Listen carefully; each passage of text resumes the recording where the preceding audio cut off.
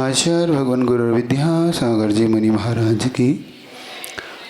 अब गाथा नंबर आपका 10 नंबर निकाल लीजिए, क्योंकि 9 पहले हो चुकी थी आपकी। अब गाथा नंबर 10 को आज शुरू करेंगे, ठीक है। विराधका कथम हंत्रे जनाय परिकुप्यति त्रिंगुलं पातयन् पद्भ्यां स्वयं दंडेन पात्यते। विराधका कथं हंत्रे जनाय परिकुप्यति त्रिंगुलं पातयन् पद्भ्यां स्वयं दंडेन पात्यते।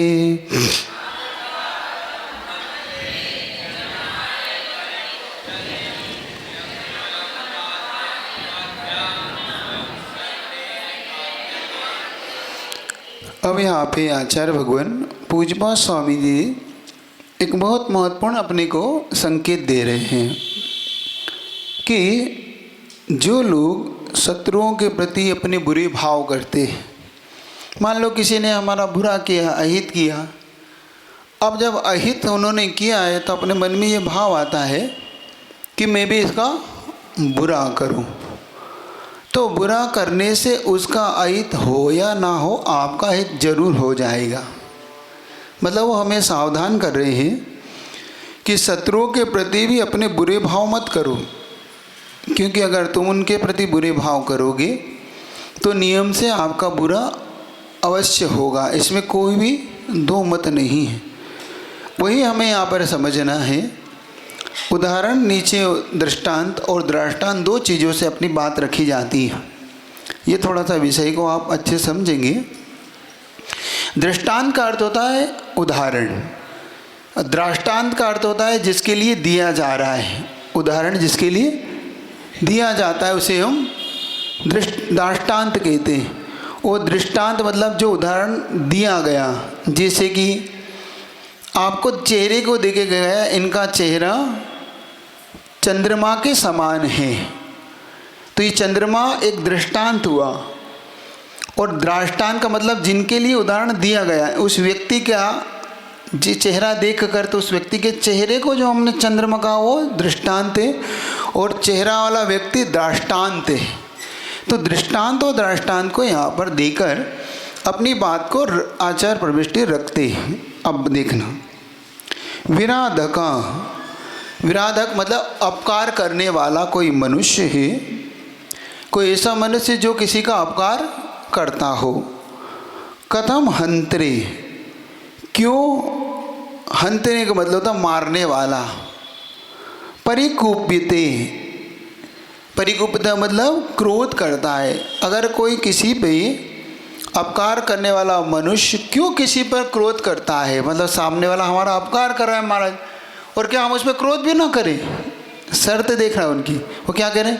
एक तो सामने वाला हमारा अपकार करता है, अहित कर रहा है, और हमें आप कह रहे हो क्रोध भी मत करो। क्यों ना करो उसका बता रहे। परिकुप्यते जनाय, जना यानी मनुष्य। हे मनुष्य, तो अपकार करने वाले पे क्रोध क्यों करता है? त्रिंगुलन पातयन पद्भ्याम, त्रिंगुल होता है, जो आप तो किसान हो, आप जल्दी समझ जाओगे, फावड़ा जैसा होता ना, जो खेत में मिट्टी को निकालने में ऐसा होता ना, जिसके 3 दांतें रहते ऐसे, ऐसा रहता ना, समझ गए ना आप तो? क्या बोलते हैं आप लोग? उत्कर, फावड़ा बोलते हैं। फावड़ा तो प्लेन होता है, उसमें 3 दांतें होते हैं ऐसे 3-4, जैसे आपका कंगा नहीं होता। हाँ वो बस समझ गए आप, जैसा समझ सको समझ लो। पातयन पद्भ्याम, कोई व्यक्ति कभी कभी गुस्से में क्या करता है, मान लो वो रास्ते में पड़ा है, यहाँ पड़ा है, और पैर मार देता है उसमें, तो उसका पैर जब मारता है तो उसका जो डंडा होता है वो उचक के उसके मुंह पे लग जाता है। देखा आप? मतलब आपने पैर तो मारा उसके उस पर, और वो एकदम से ऐसा हो जाता है, वो उसमें डंडा लगा, और वो डंडा उसके चेहरे पे जाके लगता है। ये उदाहरण दिया। त्रिंगुलन पातयन पद्भ्याम, जो उस त्रिंगुल यानी उस दंड उस फावड़े को पैर से मारता है, स्वयं दंडे न पातते, वो स्वयं दंड को पा लेता है। सीधा सीधा उनका सिद्धांत यही है कि आप अपकार करने वाले पे अपना क्रोध मत करो, क्योंकि उससे आपको लाभ नहीं होगा, हानि ही होगी। बचिए। कभी कभी आचार्य भगवान ने एक बहुत अच्छा उदाहरण देते थे, जैसे कि आग का कोई मालक कोई लोहे का गोला है, गरम किया हुआ है, सामने वाला आपको चिढ़ा रहा है, मतलब आपका अपकार कर रहा है और आपको गुस्सा आ रहा है, और आपने गुस्से में उस गोले को उठाया। जब आपने उसके गोले को गुस्से में उठाया तो उसको मारने के लिए फेंका, तो अब वो सामने वाले को कुछ करे अगर आपका हाथ तो जल गया। पहले आपका हाथ जलेगा, सामने वाले का अहित होगा या नहीं होगा, समझ रहे हैं ना। लेकिन महाराज क्या करें, आदत से मजबूर हैं, सुनते तो सब हैं लेकिन अंदर से ये बस इसको अंदर से पकड़ना है, अंदर से इस बात को अपने अंदर में ये गहरी बात बिठाना है कि नहीं, अपकार करने वाले का हम अपकार क्यों करें, वो स्वयं अपने पापों का फल स्वयं भोग लेगा, स्वयं उसके पापों का फल उसे मिल जाएगा। महाराज फिर कैसे चलेगा ऐसे, तो फिर महाराज हमें वो कुछ भी करता रहेगा। देखो कुछ भी वो करता रहेगा ये नहीं कहता मैं, अपना हित तो करो लेकिन किसी का अहित मत करो, ये कह रहा हूँ। क्या कह रहा हूँ, अपना हित तो करो, हित करने की मना नहीं है, लेकिन किसी का अहित मत करो, क्योंकि अहित आपके करने से अहित किसी का नहीं होता, अहित स्वयं अपने कर्मों से होता है। बस इतना समझ के हम चल जाए ना। आज एक आपको आज की घटना सुना रहा था ना आपको, जब धन्य कुमार की, कितनी अच्छी बात थी उसमें, एक चीज़ आई। धन्य कुमार के जब जीव को उस सातों भाइयों का जो द्वेष झेलना पड़ा धन्य कुमार के पर्याय में, तो धन्य कुमार के पर्याय में जब उस सातों भाइयों का द्वेष उससे झेलना पड़ा, जब उसने अवधिज्ञानी मुनि महाराज से पूछा कि महाराज मेरे प्रति ये सातों भाई बेर क्यों रखते हैं, मेरा इनसे कौन सा बेर है पूर्व भाव का, तो कितनी गजब की बात कही महाराज ने कि देखो धन्य कुमार, तुम्हारे प्रति उनका बैर इसलिए कि तुम उनके प्रति बैर रखते थे। कौन सी पर्याय में, जब अकृत पुण्य की पर्याय में, जब अकृत पुण्य के पर्याय में तुम्हारा इनका झगड़ा होता था आपस में, तो ये सातों बड़े थे तो तुम्हें पीटते थे, अकृत पुण्य को मारते थे ना, वो हमेशा खीर मांगता था, वो उसको ले खीर खा, झापट देते थे, ले और खीर खाएगा और खा, ऐसा मारते थे उसके। और अकृत पुण्य कमज़ोर था, छोटा था, तो हमेशा यही सोचता था देखो जिस दिन मैं बड़ा बनूंगा इन सबको पीटूंगा, इनको मारूंगा, इनके प्रति बुरे भाव, और बुरे भावों का रिजल्ट ये हुआ कि अकृत पुण्य से पर्याय से वो धन्य कुमार के पर्याय में पहुंचा, तब भी इनका द्वेष इसके प्रति बना रहा, वो द्वेष नहीं मिटा पाए। क्यों? क्योंकि तुमने उसके साथ द्वेष जो बांधा था भावों से, मन से, क्या कह रहे हैं अपन, एक बात है अपन सब हाथ पैर से कम भावों से ज़्यादा बांधते हैं ना, क्योंकि हम सामने वाले के साथ कुछ तो कर तो सकते नहीं, और सामने वाला थोड़ा सा बलशाली हो तो बिल्कुल ही कुछ नहीं कर सकते, फिर तो सामने वाला ही करेगा जो कुछ करेगा। जब सामने वाले ही सब कुछ करेगा तो फिर ध्यान रखो। इसलिए उन्होंने कहा कि हे अकृत धन्य कुमार, तुम्हें द्वेष अब नहीं करना चाहिए, क्योंकि तुम्हारे पूर्व जन्म के किए देश का परिणाम ये निकला कि आज तक उनका बैर तुमसे बंधा हुआ है। अब तुम उन्हें क्षमा कर दो तो ज़्यादा अच्छा है। अभी कुछ भी किया इन्होंने तुम्हारे साथ, उसे क्षमा करके तुम आगे बढ़ जाओ तो ज़्यादा अच्छा है, क्योंकि पूर्व जन्म के कर्म के कारण तो आज तक तुम्हारा बैर बंधा है। आपके साथ भी आपके जीवन में अगर ऐसा हो रहा हो तो यही कहना चाह रहे पूज्यपाद स्वामी कि तुम किसी का अहित मत करो, क्योंकि तुम्हारे उसका अहित कर रहा है तो आप उसके अहित के लिए सोचोगे तो तुम्हारा अहित पहले हो जाता है। एक घटना इसमें बहुत अच्छी थी कि एक व्यक्ति रेलवे प्लेटफॉर्म पे रात के समय उतरा, अंधेरा था, ट्रेन का समय रात का होगा, आया रात में अंधेरे में जब उतरा, तब उसमें उन्होंने घटना को लिखते हुए कहा कि वो कुछ रुपये लेके, धन लेके आया था, और जब वो धन लेके आया था तो वहाँ का जो टीटी था, वो टीटी के मन में उसके प्रति क्या आ गया, पाप का भाव आ गया। और टीटी ने कहा कि कोई बात नहीं, तुम यहाँ बैठ जाओ, भीख रख लो। उसको लग गया कि इतनी रात में पूछे, उसने बता दिया कि कुछ रुपया लेके मैं आया हूँ, और इतनी रात में अब अंधेरा का समय, यहाँ पे कोई साधन नहीं है और गांव दूर है। तो टीटी ने कोई बात नहीं, तुम यहाँ पे रुक जाओ।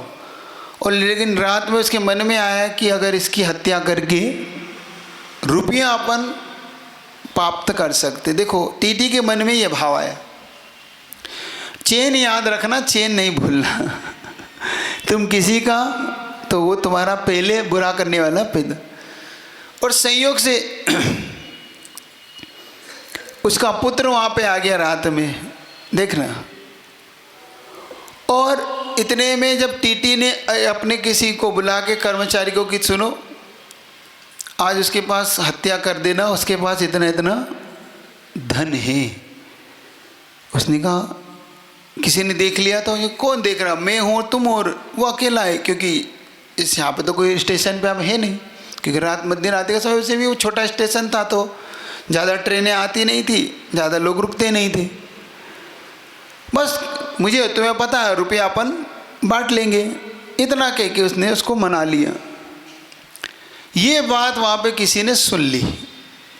जब उसने सुन ली तो उसने धीरे से जाके उससे कहते कि सुनो भाई, मैं तुम्हारा हित चाहता हूँ, अभी अभी मैं सुन के आया हूँ कि तुम्हारी हत्या का पूरा प्लान बन चुका है, और अब तुम अगर बचना चाहते हो तो यहाँ से निकल जाओ तो ज़्यादा अच्छा है।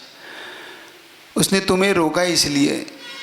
उसने कहा अच्छा, और सोने का बहाना करके वो लेटा, और जब टीटी वगैरह जब वहाँ से थोड़े से इधर उधर हुए और वो धीरे से चल दिया वहाँ से। संयोग से टीटी का पुत्र रात में आया होगा और वो उस स्थान पे सो गया। किस स्थान पे? वो स्थान पे सो गया। और जब वो स्थान पे सो गया तो उसने हत्यारे को पैसे तो दे रखे थे कि भाई इसको, उसने हत्या करने वाला गया और उस बेटे की हत्या कर दी। और वो तो व्यक्ति बदल गया था। जब सुबह टीटी ने देखा तो होश उड़ गई कि भाई ये क्या हुआ। तुम किसी का अपकार करने जा रहे हो तो नियम से मानना, तुम्हारा अपकार भी जीवन में ये बहुत बड़ी घटना है। अपकार कैसे होता है समझ लो कि अपकार, कभी भी किसी का अपकार करके तुम अपना उपकार नहीं कर पाओगे। अपकार करने वाले को अपकार ही मिलता है। इसलिए हम अपकार ना करें, ये कहना चाह रहे हैं आचार्य परमेष्ठी कि कोई हमारा अपकार करता है फिर महाराज कैसे चलेगा? ऐसे ही चलेगा। चेन तोड़ना चाहते हो कि नहीं? अच्छा सही बताओ, आप चेन तोड़ना चाहते हो कि नहीं? आप लोग चाहते हो ना? तो चेन तोड़ने का सबसे अच्छा तरीका क्या हो सकता है? अच्छा बता दो आज, चलो तुम बता दो, माइक से बताओ क्या करना चाहोगे। माइक नहीं है? अरे कहाँ चला गया? एक ही बच्चा? अच्छा अच्छा, क्या क्या हो सकता है? अच्छा करेंगे तो अच्छा मिलेगा, बुरा करेंगे तो बुरा का मिलेगा। नहीं नहीं, अब वो सामने वाला अपकार कर रहा है, फिर हमें क्या करना चाहिए?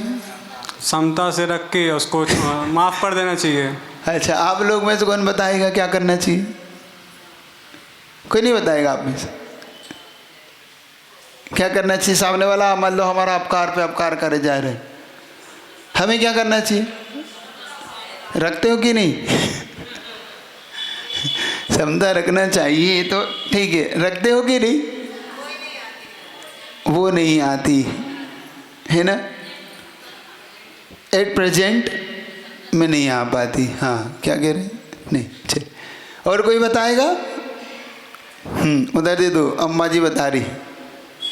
हाँ, देखो ऐसे आप इसको समझोगे तो जल्दी बात निकल के आ जाएगी आपके पास, जल्दी आपको ये बैठेगी।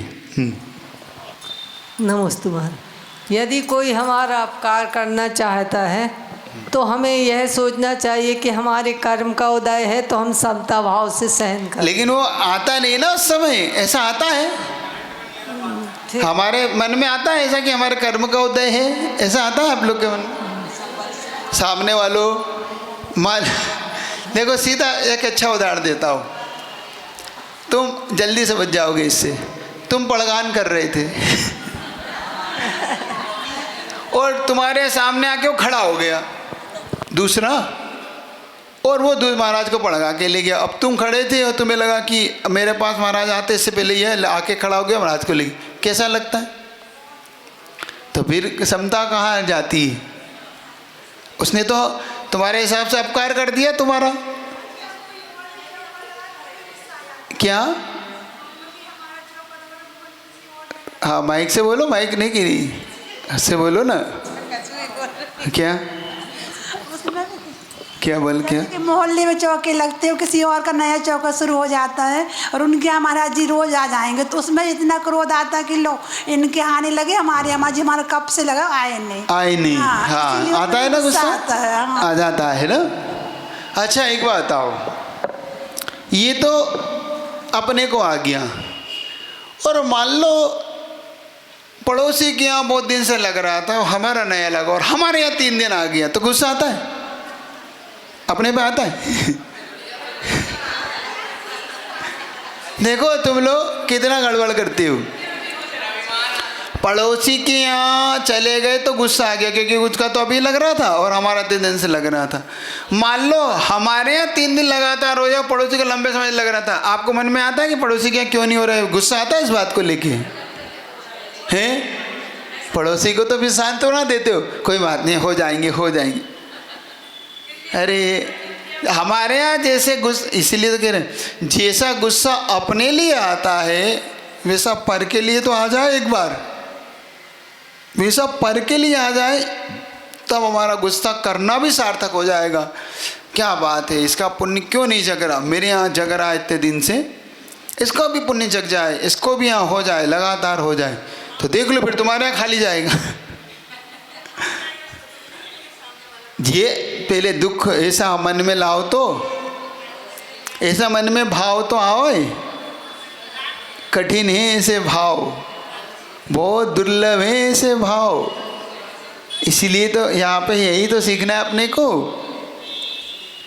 कि किसी को मारने के लिए आप कुछ भी करते रहो, सामने वाला आपके कहने से कुछ नहीं होगा, आपके अहित करने से उसका कुछ अहित नहीं होगा।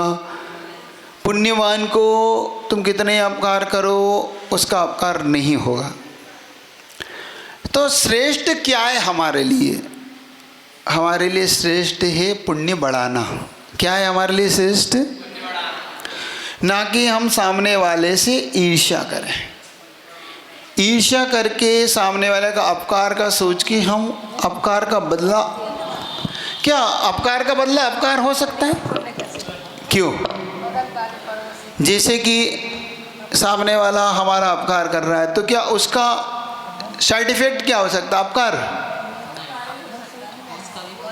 सही बता दो आज, चलो ये अपन इस पे चर्चा कर ले तो आपको कम से कम, हाँ, आपको और हमको समझ में तो आए। अपकार इज इक्वल टू अपकार, क्या करें? नहीं, जैसे हमने, उसने हमारा अपकार किया तो हम भी उसका अपकार करेंगे। अब माध्यस्थ भाव तब आता है जब हमारी ऐसी स्थिति हो, मन की स्थिति हमारी ऐसी हो कि कुछ हो जाए, हमें क्या करना है, ठीक है भैया वो हमारा अपकार कर रहा है तो कोई बात नहीं, हमारे कर्म का उदय तेज है, हम कोई उसके लिए हम अपकार नहीं करेंगे। ये निर्णय आता है क्या? माध्यस्थ भाव तब आता है ना। हाँ नमस्ते महाराज जी। तुरंत तो कुछ क्षण के लिए भाव बिगड़ेंगे, लेकिन फिर उसके बाद तो अपना समता भाव रख लेते, मध्यस्थ भाव रखते, तो उसका तो पुण्य मिलेगा। देखो, अगर हम तुरंत ही इसको अगर अप्लाई कर ले तो हमें बहुत और बड़ा फायदा हो सकता है। होता तो है, लेकिन उतने हैं थोड़ी देर बाद हो जाए तो फिर भी अच्छा मानता हूँ। लेकिन अगर वो लगातार बना रहे कि मुझे इससे लेना है, इससे, तो फिर वो गड़बड़ हो जाए। नहीं, बिल्कुल कुछ क्षण के लिए होता है, फिर तो मतलब ऐसा लगता है जो अपने कर्म देख में लो, है, पहले समझ लो कुछ क्षण के लिए होता है कि लंबे समय के लिए होता है। देख लो बस, मन में उसको देखकर 6 महीने बाद, साल भर में बाद हमारे मन में क्या चल रहा होता है, ये बस इसको परखना है। क्या हमारे मन में क्या चल रहा होता है, बस इसको परखने के हमें रखना है। क्योंकि हमारी कसाई की वासना काल के बारे में समझ लो थोड़ा सा, इससे आपको जल्दी पकड़ में आएगा। आप जानते कसाई की वासना काल क्या होती है? नहीं जानते? बता देता। अनंतानुबंधी एक कसाय है, अप्रत्याख्यान एक कसाय है, स्वजलन एक है और प्रत्याख्यान एक है, से 4 कसाय है। अनंतानुबंधी का वासना काल होता है अनंत, अनंत वासना काल वाला होता है अनंतानुबंधी। अप्रत्याख्यान का होता है 6 महीने, प्रत्याख्यान का होता है 15 दिन और स्वंजलन का होता है अंतर मुहूर्त। हमारे साथ जो कसाइयों का वासना काल का मतलब होता है उसकी झनकार। आचार्य ने लिखा ना, पूर्ण त्याग के बाद भी अल्प रहा संस्कार, झालर बजना बंद हो फिर भी रही झनकार। गुरु जी का दोहा है ये। ओम, इधर देखो, इधर सुनो। पूर्ण त्याग के बाद भी अल्प रहा संस्कार, झालर बजना बंद हो फिर भी रही झनकार। जैसे झालर बजती है ना, आप घंटी बजाते हैं तो घंटी बजने के बाद वो एक टन से एक आवाज़ आती है, भले आपकी बंद हो गई लेकिन वो आती। ऐसे ही कुछ संस्कार बोलते हैं, इसको बोलते हैं वासना काल। हमारे अगर किसी के प्रति हमारा बैर है और आप अपने आप को सम्यक दृष्टि मानते हैं, तो सम्यक दृष्टि अगर है तो इस बैर को जल्दी से कटअप कर देगा वो। क्यों?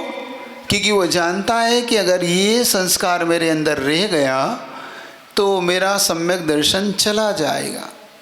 कितने दिन के अंदर? 6 महीने के अंदर। कौन सा? 4थे गुण स्थान वाला अविरति सम्यक दृष्टि। 4थे गुण स्थान वाला अविरत सम्यक दृष्टि समझ गए आप लोग? इतना तो आपने पढ़ा है कि नहीं पढ़ा? गुण स्थान तो थोड़ा थोड़ा पढ़ा होगा। गुण स्थान पढ़ा कि नहीं पढ़ा? पढ़ा। किसने किसने पढ़ा? हाथ खड़ा कर जरा गुण स्थान को। बाकी किसी ने नहीं पढ़ा? पढ़े गुण स्थान? पढ़ा है ना? तो अविरत सम्यक दृष्टि का मतलब होता है, बता देता हूँ, जिन्हें नहीं पढ़ा उनके लिए बता देता हूँ। अविरत सम्यक दृष्टि का मतलब होता है जो किसी प्रकार के संयम नियम को ग्रहण नहीं करते, मात्र उनकी आस्था श्रद्धा भगवान में होती है, लेकिन वो संयम नियम ग्रहण नहीं करते कि नहीं भैया देखो मेरा सम्यक दर्शन करने का तो है लेकिन भैया व्रत नहीं ले सकता ये मैं। जब ऐसा जीव जो व्रत नहीं ले पाता, संयम ग्रहण नहीं कर पाता, उसे अविरति बोलते हैं। अविरत सम्यक दृष्टि। सम्यक दृष्टि इसलिए बोलती है कि उसने सम्यक दर्शन को तो अपना लिया, मतलब उसने श्रद्धा तो अच्छी कर ली, मतलब उसका विश्वास सच्चे देव सगास गुरु में हो गया कि मेरा सच्चे देव गुरु में पूरा विश्वास है, लेकिन मैं अपनी संयम को ग्रहण नहीं कर सकता। इसको बोलते अविरति। फिर होता है संयमी एक देश, जिसको आप बोलते हैं प्रतिमाधार इत्यादि बोलते हैं ना, तो संयमा संयम क्या बोलते हैं उसको? संयम भी और संयम भी, जिसको देश व्रत बोलते हैं आप लोग, है ना।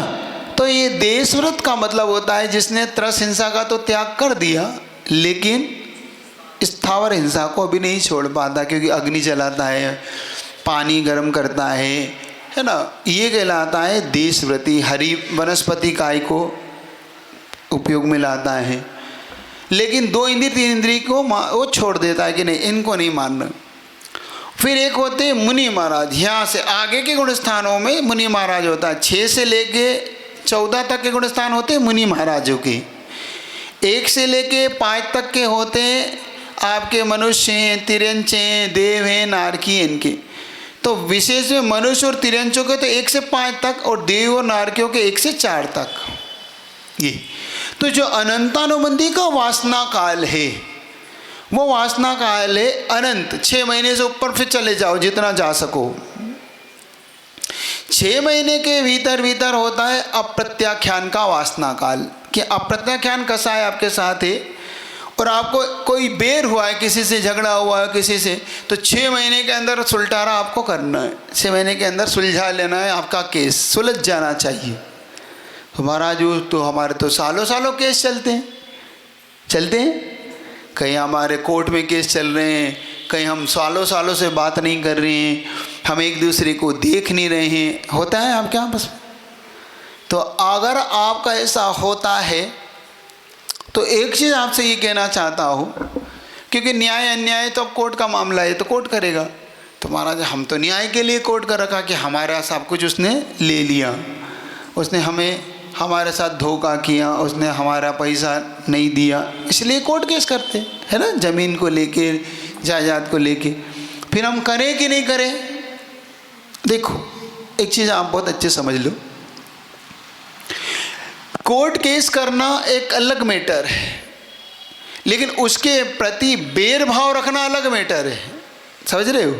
कोर्ट केस भाई न्याय के लिए हो रहा है, कोर्ट फैसला देगी, उसको अपन कोर्ट में समझ, लेकिन मन से उसके प्रति बेर तो निकाल दो, मन से उसके प्रति बेर निकाल। जैसे मैं बता देता हूँ,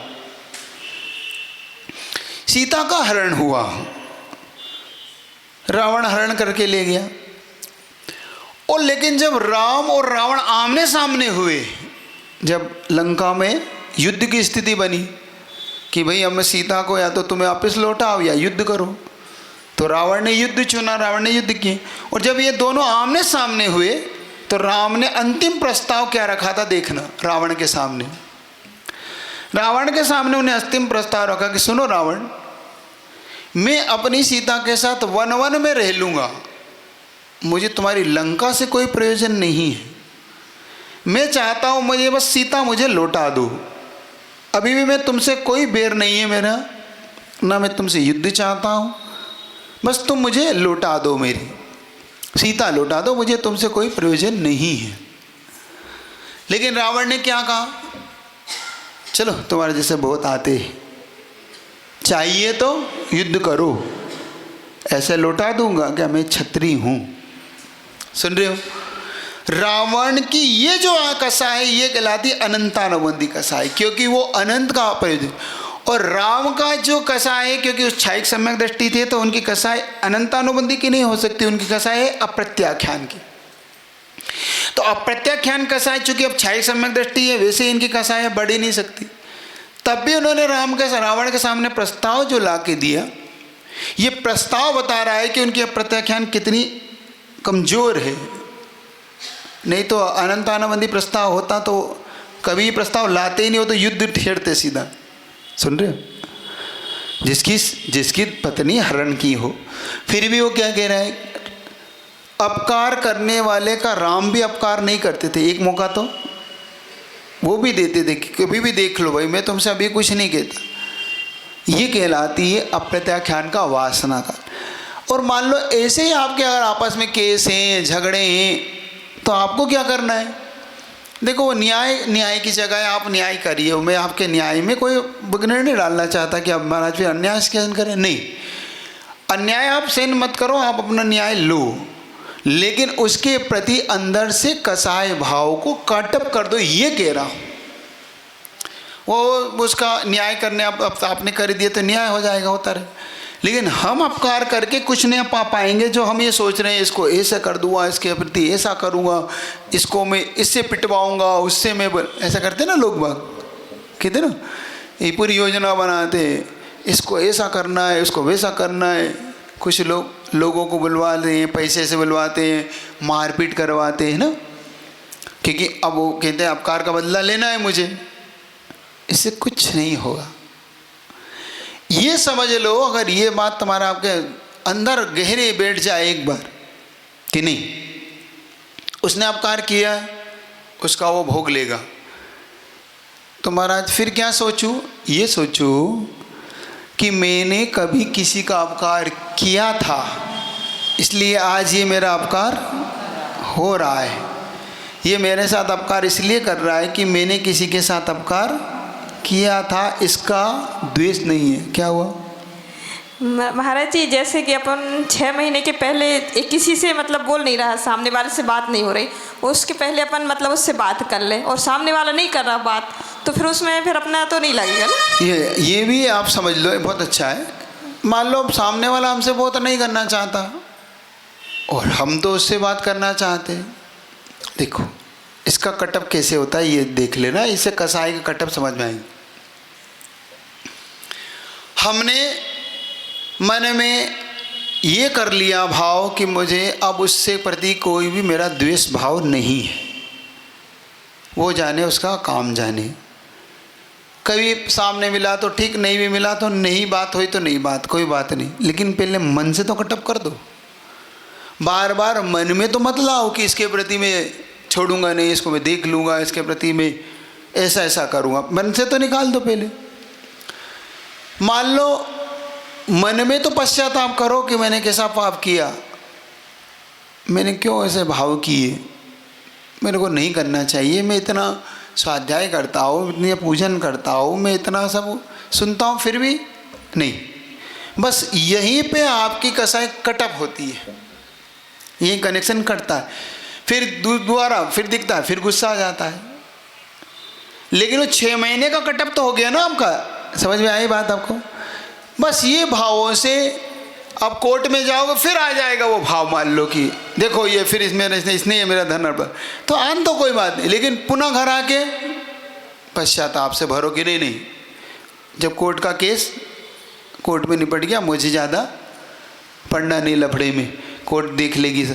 तो जो पश्चाताप हम करते हैं बार बार, यहाँ पे अपने कसाई कट जाती है, हमारी कसाई का टूटना हो जाता है।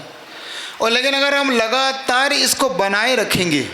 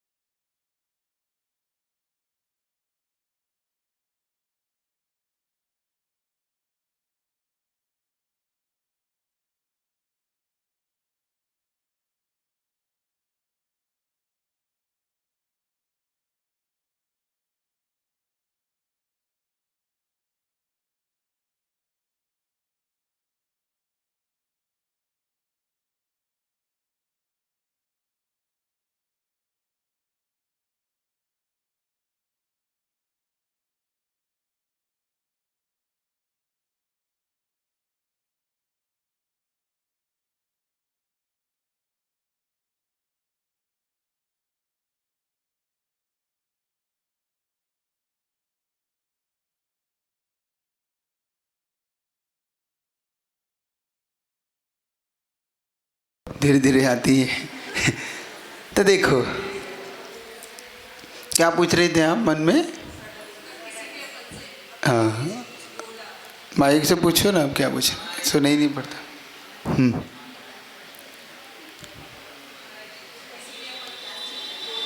आवाज़ नहीं आ रही है आपकी।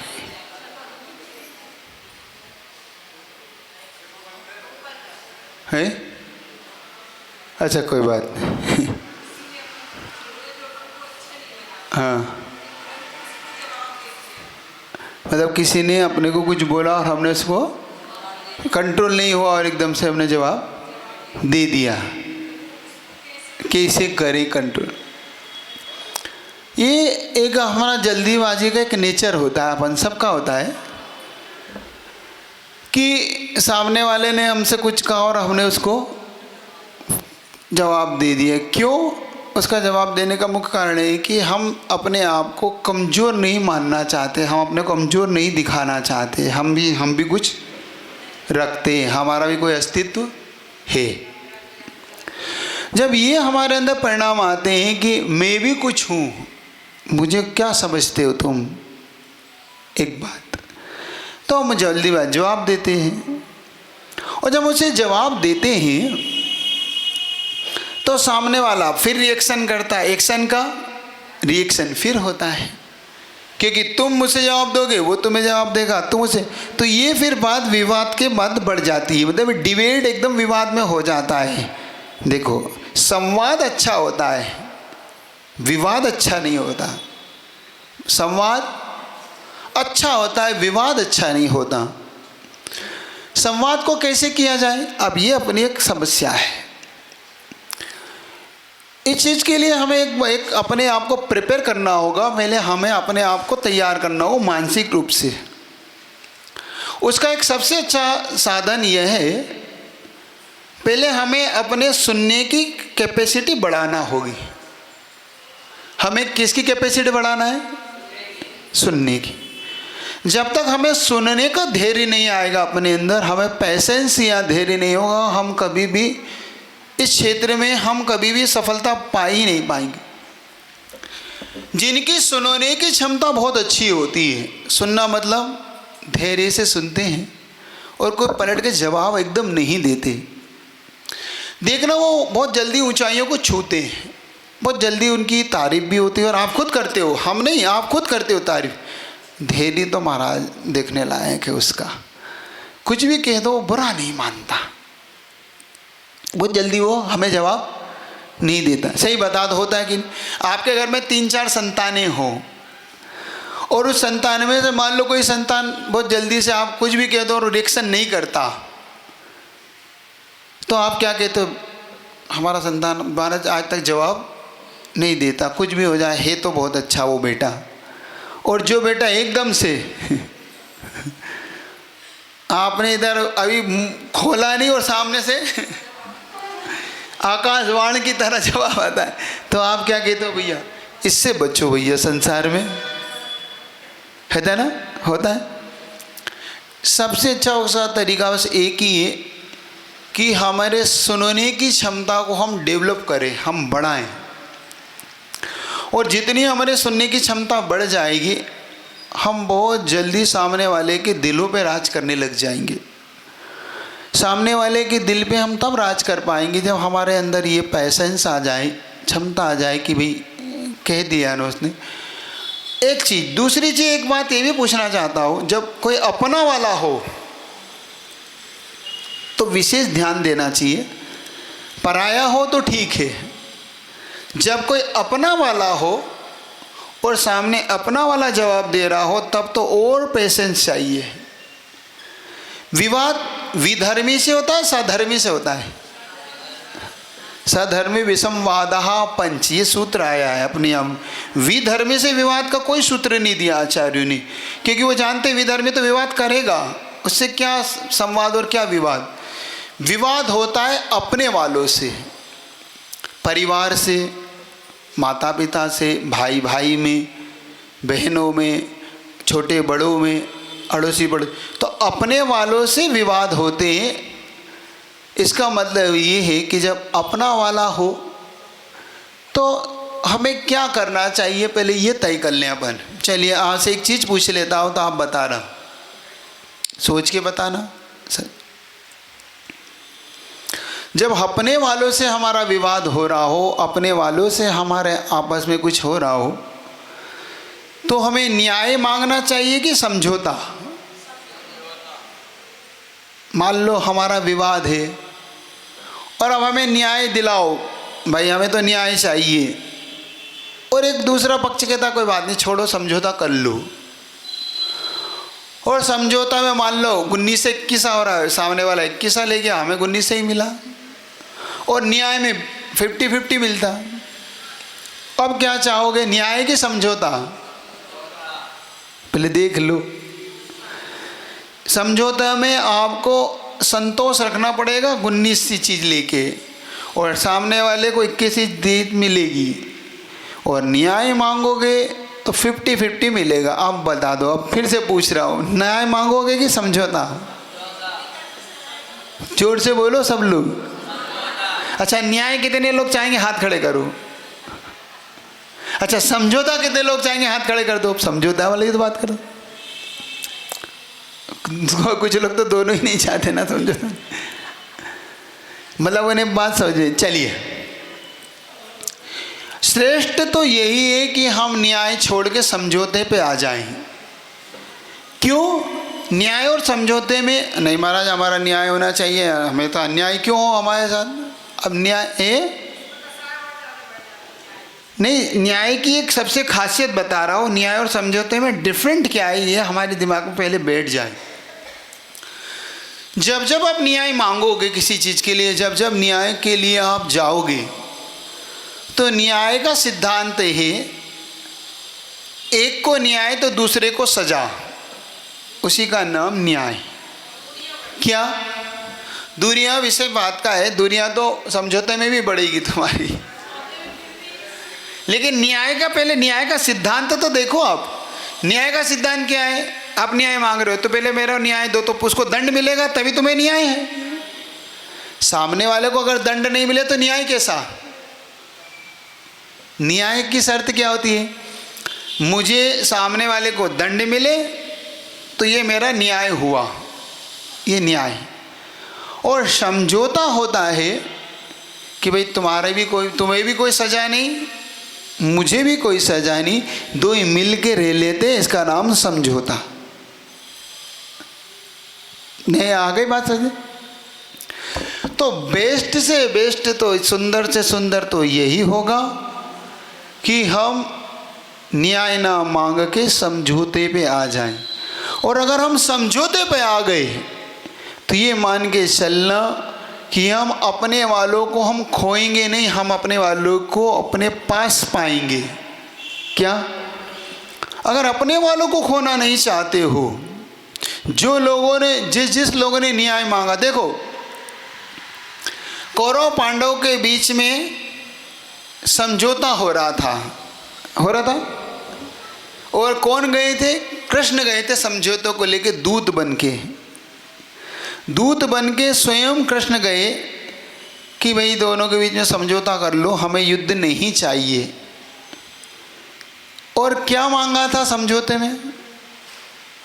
5 गांव। कौरव की सभा में जब पहुंचे, दुर्योधन, धृतराष्ट्र, पितामह भीष्म, द्रोणाचार्य, कर्ण, दुशासन, सब बैठे हुए हैं सभा में। और सभा में बैठने पर कहते हैं कि पांडवों के दूत बनकर कृष्ण आ रहे हैं। कृष्ण वहाँ पर पहुँचते हैं, और दूत का जब वो होता है उसका अलग वर्चस्व होता है। तो धृतराष्ट्र पूछते हैं, कहो कृष्ण क्या चाहते हो? तो कहा मैं आज कृष्ण बन के नहीं आया हूँ, मैं आज मैं पांडवों का दूत बन के आया हूँ, और मैं आपके सामने एक प्रार्थना रखता हूँ उनकी ओर से कि हे कौरवराज, हमें कुछ मत दो, सब आपने रख लिया, आपका हो गया। इतना सा कर दो कि हमें 5 गांव मात्र दे दो, जो आप 5 गांव दे दोगे हम उसमें संतोष रख लेंगे। और जब ये बात कही गई उसी समय दुर्योधन ने जो कहा वो देखने लायक था। दुर्योधन कहता, सुनो ग्वाले। क्या कहा? सुनो ग्वाले, तुम दूध बन के आए हो, वरना मैं तुम्हें घुसने भी नहीं देता। सुन रहे हो? और तुम यहाँ से चले जाओ, वरना ऐसा ना हो कि तलवार से मैं तुम पे वार करूं। मतलब वो इतना उत्तेजित हो के उसने, और युद्ध में ताकत हो तो युद्ध लड़के देखे पांडव हमसे, क्योंकि उसको एक अभिमान अहंकार था इस बात का कि हमारे 5 ही हैं, हम तो इतने हैं, हम इतने अक्षौणी सोनिया हमारे पास सेना, इनके पास है क्या। जब ये अहंकार किसी के अंदर उत्पन्न होता है तब समझौते नहीं होते। अहंकार की एक सबसे बड़ी कमी होती है अहंकारी लोगों की, कि अहंकारी लोगों की नींव में वो कीड़ा लगा होता है जो कभी अपने वाले को पनपने नहीं देता। अहंकारी लोगों का यह सबसे बड़ा दुष्प्रभाव होता है, या उनका कहना चाहिए उनका दुर्भाग्य होता है, कि वो उनकी जड़ में ऐसा कीड़ा होता है कि कभी वो अपने वाले को कभी भी नहीं चाहता, अहंकार चाहने ही नहीं देता अपने वाले को। और जब उन्होंने कृष्ण के सामने बात कही तो कृष्ण ने कहा कि सुनो, अब नहीं, अब आगे नहीं बोलना, मैं अभी भी मर्यादा में एक कहता हूँ, दुर्योधन सावधान, अब नहीं बोलना, अभी भी समझा रहा हूँ, लगता है अब तुम्हारी बुद्धि में बैठे नहीं बात, तो अब युद्ध होके रहेगा लगता है। सबने समझाया, दे दो 5 गांव, कोई फर्क नहीं पड़ता, 5 गांव ही तो देना है, तुम तो इतने बड़े साम्राज्य के मालिक हो। कहाँ तक उनका साम्राज्य? पूरा कुरुक्षेत्र, हजारों गांव उनके अंडर में, दिल्ली की राजधानी जो थी, है ना, वो उनके पास थी, सब कुछ उनके पास था, हस्तिनापुर का, दिल्ली तक का, ऐसे क्या वहाँ पे हजारों गांव थे, 5 गांव लेकिन नहीं दिए। क्यों? अहंकार के कारण। अपकार करना चाहते थे वो पांडवों का। क्या चाहते थे वो? पांडव अपकार नहीं चाहते थे, वो पांडवों को अपकार करना चाहते थे। और सीधी सी बात इस गाथा की है, जो दूसरे का अपकार करना चाहता है वो स्वयं दंडेन पाते थे, वो स्वयं दंड का पात्र बनता है। और वैष्णव दर्शन के अंदर आता है कि उस समय जब कृष्ण ने अपना विराट रूप दिखाया नारायण का, उनके अंदर आता है, जब उन्होंने कहा कि सुनो तुम मुझे ग्वाला कह रहा है तो देख ग्वाले का रूप। और जब उन्होंने पूरा विराट रूप उनके इसमें बताए थे नारायण को, बहुत, एक हाथ में गदा, शंख, चक्र हाँ, बहुत सारे हाथ, बहुत सारे मुख, और उनकी अलग ही कल्पना उनकी जो। और जब उन्होंने दिखाया नहीं, और पूरा, तब दुर्योधन भी हिल गया 1 मिनट के लिए कि ये क्या हुआ। बस यही चीज़ अहंकारियों को, अहंकार ऐसे ही। और अहंकार कब दूर हुआ? एकलक पूत सवा लक नाती, जाके घर दिया ना बाती, कि जिसके घर अब दीपक बाती भी नहीं, जलाने वाला भी नहीं मिलता। तो अहंकारियों का अहंकार हमेशा ऐसा टूटता है। इस गाथा का भाव आपको पकड़ में आ गया? भाव पकड़ में आ गया? सीधा सीधा भाव है इसका। आचार्य जी की हिंदी होगी, देखता हूँ आचार्य जी की हिंदी समझ में आएगा, पढ़िए। हत्यारा यदि हत्या करता, तुम क्यों उस पर क्रोध करो, हत्यारे तो तुम भी हो, फिर कुछ तो मन में बोध करो, त्रिंगुल को निज पैरों से जो कोई मानव गिरा रहा, उसी समय पर उसी दंड से स्वयं धरा पर गिरा।